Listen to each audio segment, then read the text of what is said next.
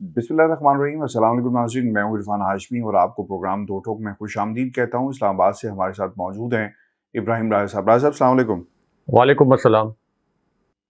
राय साहब, चार खबरों पर तफसील से हम बात करेंगे। पहली खबर इमरान खान साहब के हवाले से एक अच्छी खबर आई है और ज़मानत का मामला ये, इसकी तफसील अपने सुनने वालों के साथ हम शेयर करेंगे। और फिर अडयाला जेल भी एक अहम शख्सियत पहुंच गई है, किस किस्म का पैगाम पहुंचाया गया है और इसका क्या जवाब दिया गया है, इसको भी शामिल करेंगे आज के दो टोक के अंदर। और फिर army chief general Asim Munir के हवाले से इस वक्त सोशल मीडिया पर एक ट्रेंड चल रहा है, इसकी क्या हकीकत है और इसका सियासी जो मंजरनामा है इससे क्या ताल्लुक है, ये भी हम बताएंगे। और फिर इंतहाई एक तशवीशनाक खबर पाकिस्तान तहरीक इंसाफ के एक इंतहाई अहम जो शख्सियत है उनके हवाले से भी आ रही है। इसके हवाले से एक्सक्लूसिव डिटेल्स है हमारे पास, वो भी हम बताएंगे, क्योंकि ये जो तशवीशनाक खबर है राय साहब, ये फैलाई जा रही है। ये शख्सियत कौन है और अब किस किस्म के हकाइक सामने आए, तफसील के साथ बयान करेंगे आज के इस दो टोक में। लेकिन राय साहब, सबसे पहले इमरान खान साहब जेल के अंदर मौजूद हैं और जेल के अंदर उन पर पाकिस्तान की अदालतों ने अपने दरवाजे खोले हुए हैं। इमरान खान को जिन हालात के अंदर जेल में रखा गया है और जिस तरह से डील और ढील की बातें हो रही थी, तो आपने देख लिया कि एक पैगाम इमरान खान की तरफ से बाकायदा तौर पर बाहर आ गया कि जो लोग डील और ढील की बातें कर रहे हैं, तो हमने अब ना डील करनी है और ना ही डील की कोई गुंजाइश मौजूद है। एक फ्रस्ट्रेशन बढ़ रही है राय साहब। और मैं आज हफीजुल्लाह नियाज़ी साहब को सुन रहा था और मेरे लिए ये बहुत ही हैरानगी की बात थी कि लोग इतनी आसानी के साथ इमरान खान की ज़िंदगी को ख़तरात मौजूद हैं या उनको जान से मार दिया जाएगा। चलें, ख़तरात तो समझ में आता है जब कोई ये आपको इन्फॉर्मेशन दे और उसके पास मुसद्दक़ा इत्तलात मौजूद हों कि क्या कुछ किया जा सकता है। लेकिन ये कहना कि इमरान खान साहब को मार दिया जाएगा और इनका अंजाम बहुत ही बुरा होगा, और फिर आप कंपैरिजन करते हैं बेनज़ीर के साथ, फिर इसके अलावा आपने और शख्सियात के साथ भी खान साहब का कंपैरिजन किया जाता है कि मुशर्रफ साहब ने बेनज़ीर और उनके दरमियान किस किस्म के सियासी ताल्लुकात थे, कौन किसकी बात नहीं मान रहा था, किसके जान का ख़तरात मौजूद थे। अब वो ये कहते हैं कि इमरान खान टूटेगा नहीं, और जब कोई टूटता नहीं है ना, तो फिर या तो वो अपनी अना का मसला बना लेता है या फिर वो वाकई सच्चा लीडर होता है। अब यहाँ पर अना का मसला नहीं है, यहाँ पर इमरान खान की जो मकबूलियत है राय साहब, उसका एक अपना ग्राफ है। और जितने सर्वेज और जितने ये लोग जो अब बातें करने पर मजबूर हो गए, जिनका ताल्लुक नून लीग के कबीले के साथ था, अब वो भी ये बात मान गए कि इमरान खान टूटेगा नहीं। और वो टूटने ना टूटने पर एक मेरा ख्याल है कि एक फ्रस्ट्रेशन जो है वो पैदा हो रही है। लेकिन उन्होंने ये कहा कि अगर किसी चीज़ से इमरान खान को ख़तरा है तो वो उसकी ज़िंदगी है, और अगर उसकी ज़िंदगी का ख़ात्मा हो गया तो फिर ये तभी जाकर ज़ोर टूटेगा। इमरान खान का ज़ोर इतनी आसानी के साथ नहीं टूटने लगा। राय साहब, साइफ़र केस के अंदर इमरान खान को धर लिया जाएगा। हमने देख लिया कि 17 अक्टूबर को अभी ये जो इसकी समाअत की जो बात की जा रही है, उससे पहले राय साहब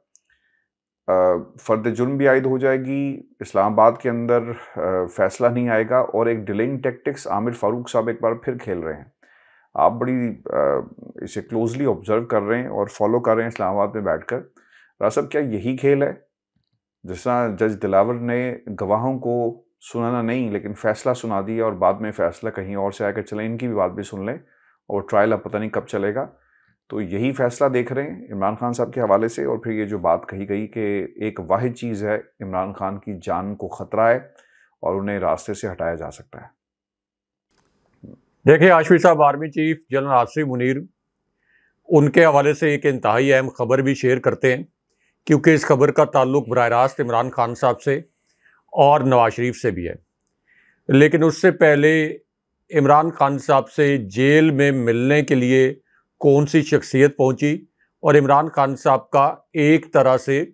दूसरा खिताब किस सूरत में जेल से बाहर सामने आया, ये स्टोरी भी बड़ी अहम है। अब जो आपने हफीजुल्लाह नियाज़ी की बात की, हफीजुल्लाह नियाज़ी इमरान खान साहब के जो बदतरीन नाकदीन हैं, जिन्होंने अखबारात के सफ़े काले किए इमरान खान साहब के ख़िलाफ़ कॉलम लिख लिख कर। हफीजुल्लाह नियाज़ी साहब जो कि एक टीवी प्रोग्राम में पूरा टारगेट करके इमरान खान साहब को टारगेट करते थे और इमरान खान साहब के खिलाफ आप ये कह लें कि दूर की कोड़ियाँ लाकर इमरान खान साहब को एक नाकाम सियासतदान साबित करने की नाकाम कोशिश करते थे। अब वो हफीजुल्लाह न्याजी साहब असल में इमरान खान साहब को इनडायरेक्टली कॉम्प्लीमेंट कर रहे हैं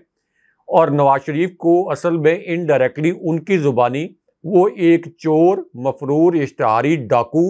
डील करने वाला करार दे रहे हैं। क्योंकि उनका अगर आप क्लिप सुने तो उन्होंने कहा कि नवाज शरीफ ने डील कर ली। इसका क्या मतलब है कि नवाज शरीफ कोई नजरियाती रहनुमा नहीं थे, नवाज शरीफ ने डील कर ली और डील करने के बाद वो फरार हो गए। इमरान खान साहब के मुतल्लिक वो ये कह रहे हैं कि इमरान खान को मैं जानता हूं, वो कभी भी झुकेगा नहीं। अब अना का मसला तो इसके अंदर है नहीं है, अना का मसला होता है दो लोगों के दरमियान। इमरान खान साहब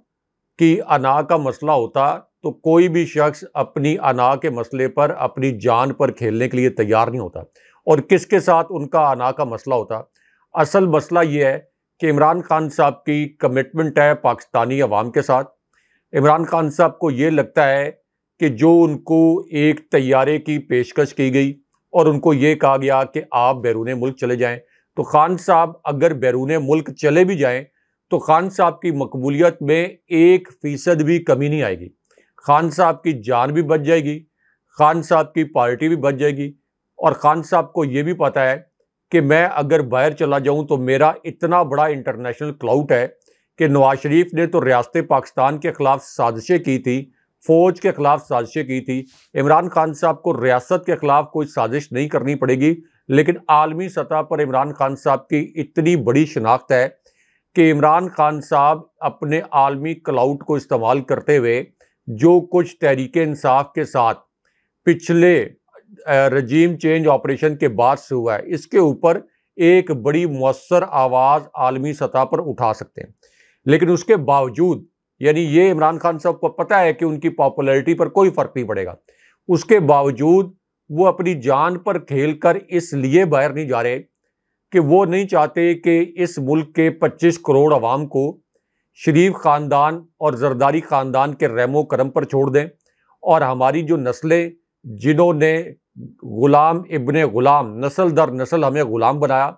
वायसराय बनकर हम पर मुसल्लत हुए, तो किसी भी सूरत इमरान खान साहब अपनी कौम को इनके रहमो करम पर नहीं छोड़ना चाहते। और दूसरी जानिब ये जो रोग स्टेट है, ये फेल्ड स्टेट है, ये जो नाकाम तरीन रियासत है, जो पाकिस्तान का सबसे बड़ा लीडर है, जो पाकिस्तान को इकट्ठा रख सकता है, मुत्तहिद रख सकता है, जो वफाक की वाहिद अलामत है, जिसकी पंजाब, केपी, आज़ाद कश्मीर, गिलगित बल्तिस्तान में चंद माह पहले तक हुकूमत थी, जो पाकिस्तान के हर इलाके में मैसिव जलसा कर सकता है।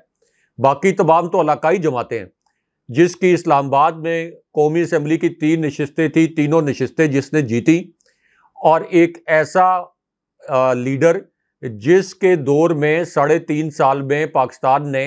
20 साल का बेहतरीन ग्रोथ रेट अचीव किया, 6%। तो अब उसी लीडर को मारने की कोशिश हो रही है, उसकी पार्टी को मुकम्मल क्रश करने की कोशिश हो रही है, और उस लीडर के ऊपर जिस किस्म का जबर किया गया है, इसकी तारीख में कोई मिसाल नहीं मिलती। तो आप मुझे ये बताएं कि वो लीडर जो पूरे पाकिस्तान को मुत्तहिद रख सकता है, जिसने पाकिस्तान को 6% ग्रोथ रेट के ऊपर तरक्की दी, अगर उसे मारने की कोशिश हो रही है, तो इसका मतलब तो यह है कि ये तो रियासत के साथ एक फ्रॉड हो रहा है और रियासत को नुकसान पहुंचाया जा रहा है। अब हाशमी साहब, इसलिए हफीजुल्लाह न्याजी ने यह बात कही कि इमरान खान की जान को खतरा है। इसका मतलब यह है कि उनके पास भी ये इतलात हैं कि इमरान खान साहब अगर अपने नज़रिए से पीछे ना हटे तो बार बार जिसकी जानिब हम तवज्जो दिलाते हैं कि स्लो पॉइजनिंग के हवाले से इमरान खान साहब की जान को शदीद खदशात हैं। अब इसके अंदर अदालत से जो बड़ी खबर आई है वो भी अपने व्यूअर्स के साथ शेयर करते हैं, क्योंकि ये जो साइफर केस है इसमें इमरान खान साहब पर 17 अक्टूबर को फर्द जुर्म आयद होनी है। और इस हवाले से हमारी जो ज़राए से बात हुई, जो ऐसे ज़राए जो कि जज अबुल असनाद की अदालत में मौजूद थे और वहाँ पर किस किस्म का वाक़या पेश आया,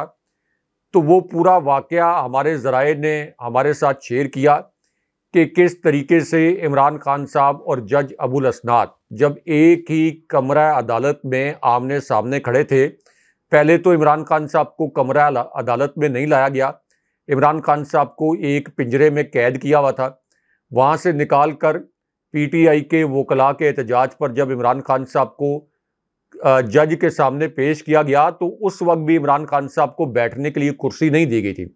और जज अबुल असनाद ने इमरान खान साहब के साथ बराह रास्त मुकालमा करते हुए बड़ी जारहाना रवैये में इमरान खान साहब से बात की और इमरान खान साहब को रिएक्ट भी करना पड़ा। तो अब वही जज अबुल असनाद है, इन्होंने 17 अक्टूबर को इमरान खान साहब पर फर्द जुर्म आयद करने की तारीख मुकर्रर कर दी है। इसके बावजूद कि इमरान खान साहब ने चालान की नकूल पर सिग्नेचर नहीं किए थे, उन्होंने तहरीरी ऑर्डर में लिख दिया कि इमरान खान साहब ने ये नकूल वसूल कर ली, जो कि एक झूठ है। दूसरी बात यह है कि इस ट्रायल को रोकने के लिए और इससे पहले जेल में ट्रायल ना होने के हवाले से इस्लामाबाद हाई कोर्ट ने एक फैसला महफूज किया हुआ था। जब सुपीरियर कोर्ट में किसी मसले पर फैसला, किसी केस पर फैसला महफूज हो तो ट्रायल कोर्ट की ये जरूरत नहीं होती। ये एक बहुत बड़ा कानूनी नुक्ता है कि ट्रायल कोर्ट उसके ऊपर किसी भी सूरत उस स्टेज पर नहीं जा सकती जहां पर फर्द जुर्म आयद करने का फैसला कर लिया जाए। लेकिन अब चूंकि पाकिस्तान में, अगेन मैं ये कहता हूं कि व्यूअर्स नीचे कमेंट करते हैं, तनकीद का निशाना बनाते हैं, हमें तनकीद का आप निशाना बनाते रहें, लेकिन मैं ये बार बार कहूँगा कि पाकिस्तान एक फेल्ड स्टेट है, नाकाम रियासत है, एक रोग स्टेट है और एक जंगली माशरे से भी बदतर माशरा है। तो इस्लामाबाद हाई कोर्ट में इसके बावजूद कि वहाँ पर इस केस को, इस जेल में ट्रायल रोकने के हवाले से वहाँ पटिशन लगी हुई थी, फैसला महफूज था, लेकिन उसके बावजूद जज अबुल असनाद ने, जहाँ से फैसले लिखे लिखाए आते हैं, उन्होंने कहा कि मैंने तो 17 अक्टूबर को हर सूरत में फर्द जुर्म आयद करनी है। अब इस्लामाबाद हाई कोर्ट में पीटीआई के जो वकला हैं, ख़ास तौर पर लतीफ़ खोसा, उन्होंने अदालत को असल में लाजवाब कर दिया और उन्होंने जो आर्गूमेंट दिए, अब उसके बाद एक खबर आप ये कह सकते हैं कि किसी हद तक ये खबर इमरान खान साहब के लिए अच्छी है कि 17 अक्टूबर से पहले 16 अक्टूबर को ये केस फिक्स हो गया है हियरिंग के लिए, समाअत के लिए, जिसके अंदर इस फर्द जुर्म को रोकने के लिए और इसके ऊपर स्टे ऑर्डर की दरख्वास्त की गई है कि फर्द जुर्म पर फिलहाल स्टे ऑर्डर दे दिया जाए। और दूसरा ये कि जेल के अंदर जो ट्रायल है और इसी तरह मुकदमे का अखराज, इसके ऊपर भी जो पटिशन थी ये 16 अक्टूबर को फिक्स हो गई है। इसका मतलब यह है कि चीफ जस्टिस आमिर फारूक साहब, एतजाज एहसन साहब का मैं बयान सुन रहा था और उनका तासुर ये था कि 24 घंटे के अंदर जस्टिस आमिर फारूक के पास ये वक्त है कि वो इस मामले पर स्टे भी दें और बाद में इस बोगस तरीन केस को जिस तरीके से चलाया गया है, जिससे ये जाली केस साबित हो गया है, उसके बाद इमरान खान साहब को इसी केस में पहले भी जमानत मिल जानी चाहिए थी, लेकिन अब ताखीर हो गई है तो इमरान खान साहब को जमानत मिलनी चाहिए। लेकिन क्या जस्टिस आमिर फारूक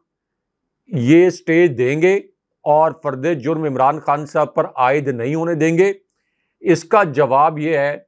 कि जो कोर्ट रिपोर्टर्स हैं, इस्लामाबाद हाई कोर्ट को कवर करते हैं, उनकी परसेप्शन यह है कि कभी भी जस्टिस आमिर फारूक इस किस्म का फैसला नहीं देंगे। इससे पहले भी उनके पास इमरान खान साहब के मुतल्लिक जो केसेस गए हैं,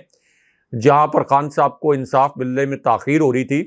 तो उन केसेस में भी जस्टिस आमिर फारूक उन केसेस को दबा कर बैठ गए। अब इसमें हाशमी साहब, army chief general Asif Munir,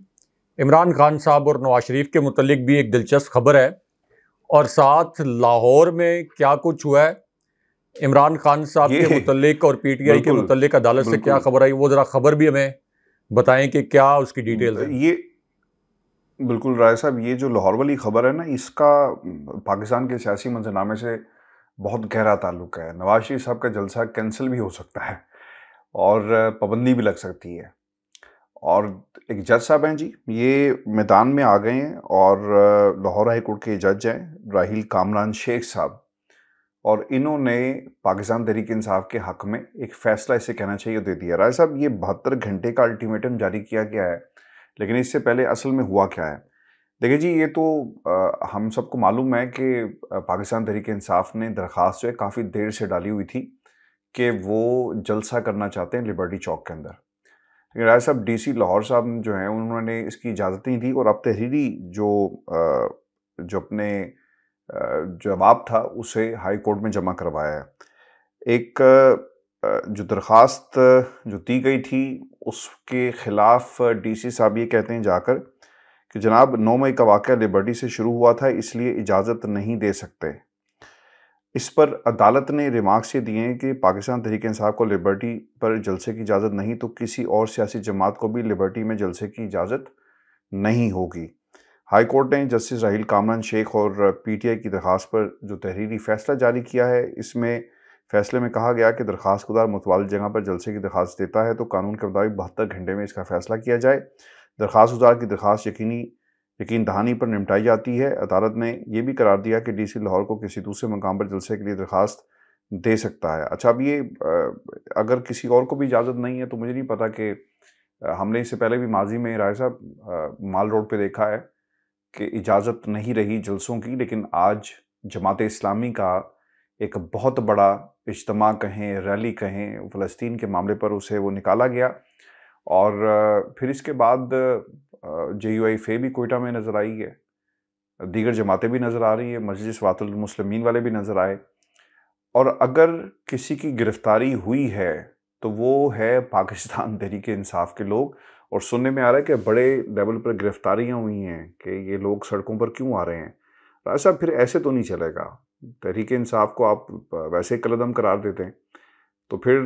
माना जा सकता है कि इस पर पाबंदी लग गई, पाबंदी भी नहीं है। लेवल प्लेइंग फील्ड की ये बात किस मुंह से करते हैं ये सोलंकी साहब जो हैं, जिन्होंने कुछ रोज़ पहले इंटरव्यू में कहा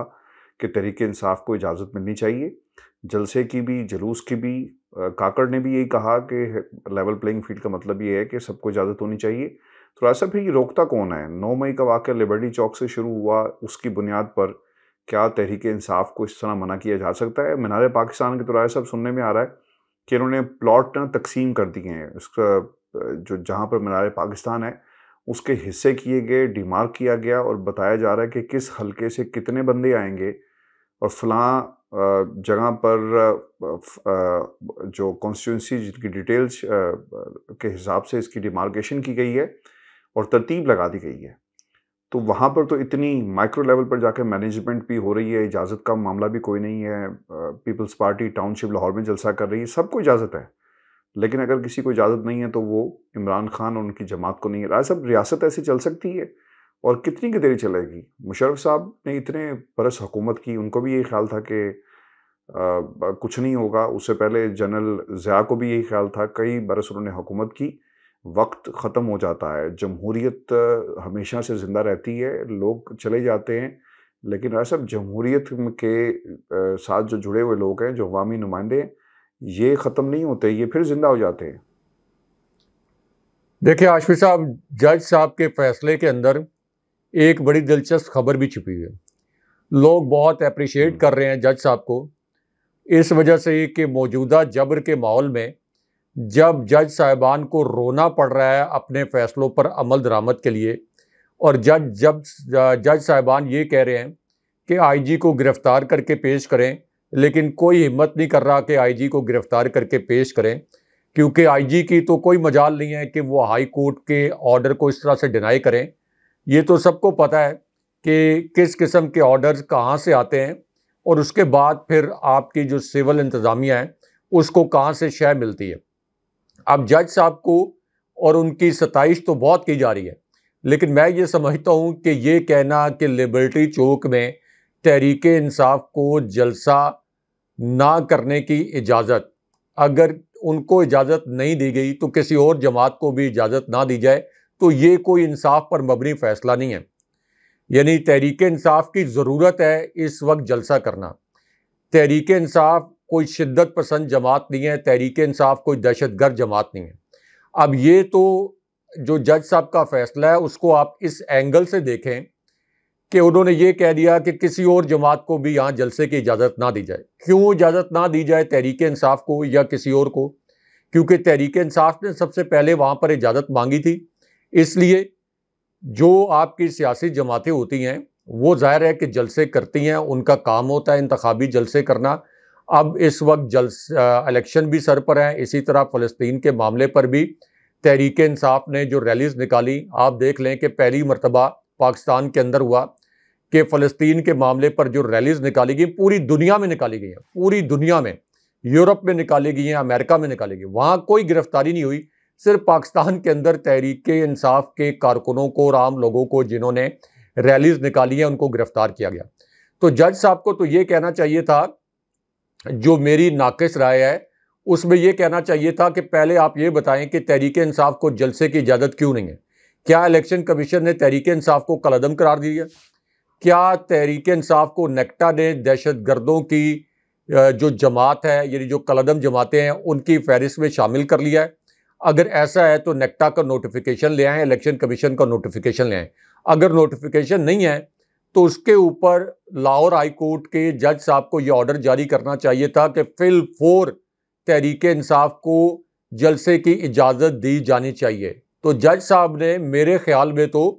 एक फेस सेविंग वाला होम्योपैथिक सा फैसला दिया है, लेकिन चलें, ये फैसला भी मौजूदा जबर के माहौल में आप ये कह लें कि गनीमत है, इसको अदरवाइज अप्रिशिएट किया जा रहा है, वरना ये कोई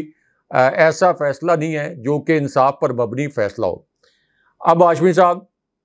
जिस तरीके से इमरान खान साहब की कॉल पर लोग निकले हैं, ये एक नई तारीख रकम हो गई है, क्योंकि लोगों को पता है। मैं आपको एक बड़ा दिलचस्प वाकया सुनाऊं जो कि बड़ा तकलीफदेह भी है। सहाफ़ी के तौर पर मेरे इल्म में ऐसे हक़ाइक़ आए हैं कि जहां पर 9 मई के जो वाक़यात हैं, यानी कोर कमांडर हाउस पर जो एहतजाज हुआ या GHQ पर या फौजी तनसीबात के करीब, अब कई लोग ऐसे हैं, यानी उनकी तादाद दर्जनों में नहीं बल्कि सैकड़ों में है, जो कि इन इलाकों से सैकड़ों किलोमीटर दूर बैठे हुए थे। कई लोग ऐसे हैं जो कि पंजाब में थे ही नहीं, कई लोग ऐसे हैं जो उस वक्त कराची में थे। उनको पुलिस ने फ़ोन करके कहा कि GPS में आपकी लोकेशन आ गई है, आप तो इधर कोर कमांडर हाउस में थे, कोर कमांडर हाउस के करीब थे, आप एहतजाज में थे, आप पर फौजी जो मिलिट्री कोर्ट के अंदर आपके खिलाफ मुकदमा चलेगा, ऑफिशियल सीक्रेट एक्ट के तहत मिलिट्री कोर्ट में आपका ट्रायल होगा, अगर आप इससे बचना चाहते हैं तो लेके आए पैसे। और बहुत से लोगों से, क्योंकि लोगों में खौफ तो है कि ऐसा ना हो कि हमें उठा लिया जाए, तो बहुत से लोग जिनका इस पूरे एहतजाज से कोई ताल्लुक नहीं था, उन्होंने पैसे देकर पुलिस को जान छुड़ाई। जहां पुलिस का दाव लगा वहां उन्होंने 20,000 रुपये ले लिए, जहां उनका दाव लगा उन्होंने 70-70 लाख रुपए भी ले लिए। लेकिन हाशमी साहब, अब इस माहौल में जब ये पता हो कि इमरान खान साहब का नाम लेने पर भी या इमरान खान साहब को सपोर्ट करने पर या उनके लिए आवाज़ उठाने पर आपको आधी रात को अगवा कर लिया जाएगा, उसके बावजूद इमरान खान साहब की कॉल पर पूरा मुल्क जैम हो गया। इमरान खान साहब की कॉल पर पूरे मुल्क में लोग सड़कों पर आ गए, इसके बावजूद कि उनको ये पता था कि हो सकता है उनके ऊपर कोई फौजी मुकदमा बना दें, उनके ऊपर दहशतगर्दी का मुकदमा बना दें, उनको मिलिट्री कोर्ट में हो सकता है उनका ट्रायल शुरू हो जाए, लेकिन उसके बावजूद लोग खौफ का बुत तोड़ चुके हैं, लोग उसके बावजूद सड़कों पर आए हैं, लोगों ने रैलीज निकाली हैं। तो इससे अंदाज़ा लगा सकते हैं कि जबर के माहौल के बावजूद इमरान खान साहब इस वक्त कितने मकबूल हैं। तो इमरान खान साहब की पार्टी को जलसे की इजाज़त ना देने का वाहिद मकसद ये है कि ऐसा ना हो कि इमरान खान साहब, जो कि एविडेंट है, उनकी पार्टी इतनी बड़ी तादाद में लोग ले आएगी, इतनी बड़ी तादाद में लोग ले आएगी कि ये एक रेफरेंडम साबित हो जाएगा। इसलिए इमरान खान साहब की पार्टी यानी तहरीक इंसाफ को जलसे की इजाज़त नहीं दी गई और जज साहब ने भी फेस सेविंग में ही अपनी आफियत समझी है। अब इसके अंदर हाशमी साहब, army chief general Asim Munir के मुतल्लिक जो एक दिलचस्प खबर है, जो एक ट्रेंड चल रहा है आर्मी चीफ के मुतल्लिक, इसमें 2 खबरें छुपी हुई हैं जो कि नवाज शरीफ के मुतल्लिक भी हैं और इमरान खान साहब के मुतल्लिक भी हैं। क्योंकि नवाज शरीफ की पाकिस्तान परवाज़ रोकने के लिए सुप्रीम कोर्ट का जो फुल कोर्ट का फैसला आया, इसके अंदर क्लियरली नवाज शरीफ की न्यायाली ख़त्म करने के वाले से जो एक शिक थी, यानी जिसका माजी से इतलाक पहले कहा गया था कि होगा, उस शिक को 2 जज साहिबान ने, जो वैसे जस्टिस फायज ईसा के हामी समझे गए, उन्होंने उस शिक के खिलाफ बेंच के अंदर वोट दे दिया, यानी उसके खिलाफ फैसला दे दिया। इसका मतलब यह है कि इस्टेब्लिशमेंट की जानिब से ये पैगाम दिया गया मुबैना तौर पर, या कम से कम ये तासुर बना कि नवाज शरीफ अगर वापस आने का एडवेंचर करने पर तुल गए हैं कि अगले धांधली ज़्यादा इलेक्शन में मैं ही प्राइम मिनिस्टर बनूं, तो कम से कम ये हो कि उनकी नैली ख़त्म ना हो, वो आ जाएं, उनको जेल ना भी जाना पड़े, तो कम से कम ये ज़रूर हो कि वो प्राइम मिनिस्टर ना बने, क्योंकि इस्टेब्लिशमेंट इस वक्त शहबाज शरीफ के साथ कंफर्टेबल है। अब इस पूरी सूरत हाल में army chief general Asim Munir के हवाले से एक ट्रेंड चल रहा है, दो ट्रेंड चल रहे हैं, जिसमें यह कहा गया है कि हाफिज सैयद जनरल आसिम मुनीर ये हैशटैग है, और उसमें जो ट्वीट्स किए गए हैं वो ट्वीट्स इस किस्म के हैं कि ये जो पिछली 16 माह की तजर्बाकार हुकूमत थी इसके ऊपर तनकीद की गई, और ये ट्रेंड किसने चलाए हैं? ऑब्वियसली ये ISPR के है ट्रेंड है, क्योंकि ISPR इस तरह के ट्रेंड जो है वो अपने आर्मी चीफ्स के लिए या DG ISPR के लिए वो इस तरह के ट्रेंड चलाते हैं, और फिर जाहिर है कि ऐसे लोग भी जिनकी वाबस्तगी फ़ौज के साथ है वो भी इस ट्रेंड के अंदर ट्वीट्स करते हैं। तो इसके अंदर ट्वीट्स ये किए गए हैं कि 16 माह के जो तजर्बाकार लोग थे, यानी ये शरीफ ख़ानदान, जरदारी ख़ानदान और 13 जमातों का टोला, इनके 16 माह एक तरफ और army chief general Asim Munir के 2-3 माह एक तरफ। उसमें यह भी लिखा गया कि army chief general Asim Munir ने फ़ौज के ज़रिए जो क्रैकडाउन करवाया डॉलर के ऊपर, उसकी वजह से डॉलर की जो कीमत है ये पिछले 6 माह की कम तरीन सतह पर आ गई, और तजारती खसारा पाकिस्तान का कम हो गया। आगे जाकर फ्यूल की कीमतों में कमी का इम्कान है। यानी army chief general Asim Munir की तारीफ की गई इस पैराए में कि पिछले 16 माह की जो तजर्बाकार हुकूमत थी उससे कई गुना बेहतर आर्मी चीफ ने और उनकी टीम ने और फौज ने परफॉर्म करके दिखाया। और ये भी दावा किया गया, अगरचे इसके ऊपर कोई ऑफिशियल फिगर नहीं आया, कि 0.2%, ये तो ऑथेंटिक फिगर है कि 0.2% पर आपका ग्रोथ रेट रह गया था शहबाज शरीफ की हुकूमत में। इमरान खान साहब ने 5.97% पे छोड़ा था, इनकी हुकूमत में 0.2% पर। लेकिन अब क्लेम किया गया कि फौज के इकदाम की वजह से ये जो आपका ग्रोथ रेट है ये 3% पर चला गया, अगरचे इसके ऊपर कोई ऑफिशियल फिगर नहीं आया। तो इसमें दिलचस्प बात यह है कि ISPR और इसी तरह फौज से जुड़े जो इदारे हैं, जिसके अंदर ऑब्वियसली अवाम ने भी ट्वीट्स किए होंगे, वो इस तरह का ट्रेंड चला रहे हैं जिसमें शहबाज शरीफ और शरीफ खानदान की हुकूमत को तनकीद का निशाना बनाया जा रहा है। इमरान खान साहब की हुकूमत को भी तनकीद का निशाना बनाया गया है। लेकिन इसके अंदर इमरान खान साहब को तनकीद का निशाना बनाना तो समझ आता है, लेकिन शरीफ खानदान की हुकूमत को तनकीद का निशाना बनाना ये बड़ा मानी खेज है। क्या इसका मतलब ये है कि फ़ौज और army chief general Asim Munir ये चाहते हैं कि निगरान हुकूमत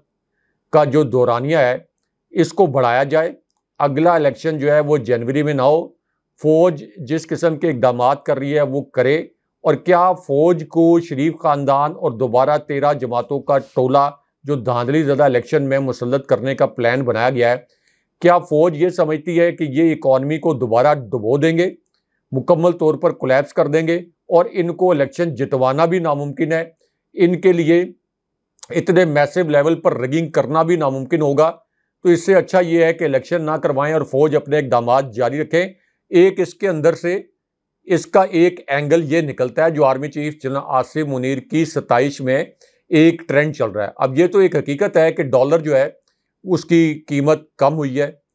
और ये भी ट्रेंड चल रहा है कि जो आपका स्टॉक एक्सचेंज है उसमें भी बेहतरी आ रही है। तो ये point of concern Imran Khan साहब के लिए तो नहीं है, क्योंकि इमरान खान साहब के मुतल्लिक तो पहले ही तासुर है कि उनके खिलाफ जो भी इकदाम हैं वो इस्टेब्लिशमेंट कर रही है। लेकिन ये शरीफ खानदान के लिए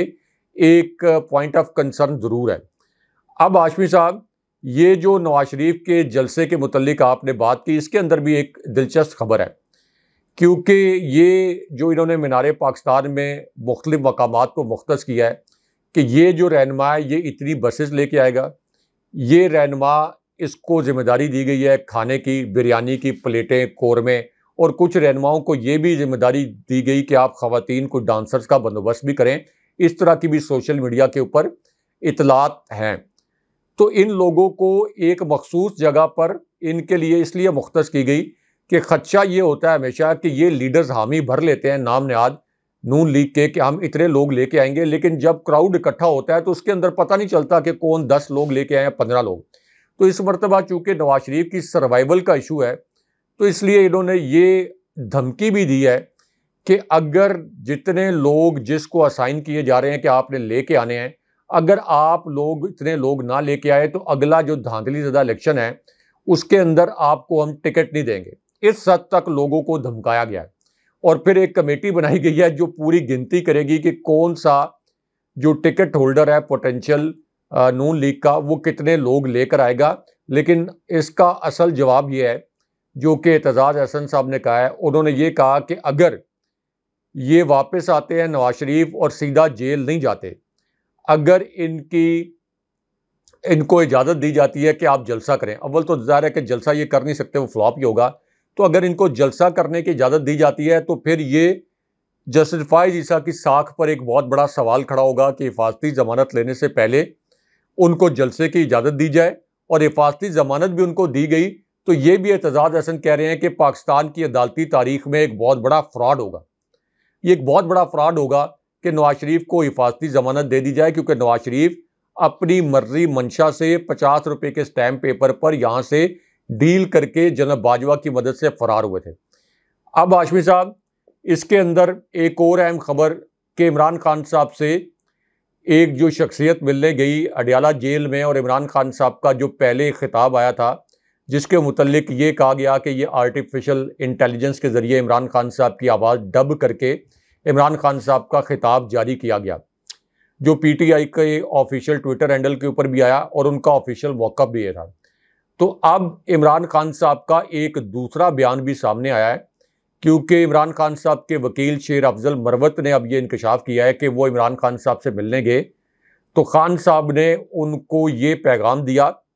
कि मेरी कौम को ये बता दें कि ये जो कुव्वतें हैं ये मुझे सच से पीछे नहीं हटा सकती। मैं इस वक्त पूरे शरीफ ख़ानदान जरदारी ख़ानदान का मुकाबला करूँगा।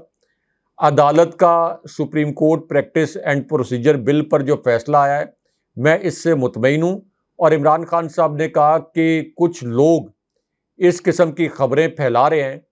कि मैं किसी भी वक्त बैरून मुल्क जा सकता हूँ। मैं उनसे ये कहना चाहता हूँ कि हाँ, मुझे डील की ऑफ़र की गई है, लेकिन मैं किसी सूरत अपने लोगों को छोड़कर नहीं जाऊँगा। मैंने फ़ैसला कर लिया है, मैं ये बहुत पहले फ़ैसला कर बैठा था कि मैंने सिर्फ अपने रब के हुजूर झुकना है, और मैं अपनी कौम को भी इस करप्ट टोले के सामने किसी सूरत नहीं झुकने दूंगा। ये शेर अफजल मरवत ने इमरान खान साहब से मुलाकात के बाद इंकशाफ किए। इसका मतलब यह है कि इमरान खान साहब किसी भी सूरत अपने स्टैंड से पीछे हटने के लिए तैयार नहीं है और कौम को अकेला छोड़ने के लिए तैयार नहीं है।